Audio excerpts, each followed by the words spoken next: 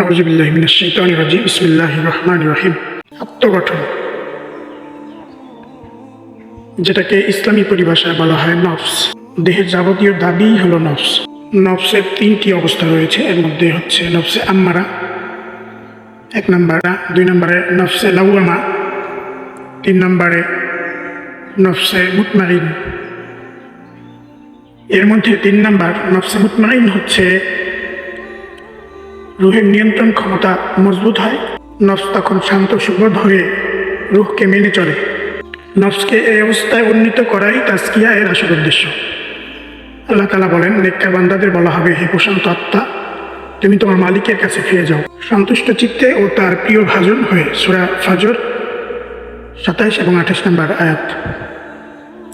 অন্যত্র আল্লাহ বলেন, সূরা কিয়ামার 1 থেকে 2 নম্বর আয়াতে, না আমি কসম খাইতেছি কিয়ামতের দিনের, আর না আমি কসম খাইতেছি তিরস্কারকারী নফসের। আল্লাহ তাআলা আমাদেরকে নফসে মুতমাইন হওয়ার তৌফিক দান করুন। আমিন। আসসালামু আলাইকুম ওয়া রাহমাতুল্লাহ।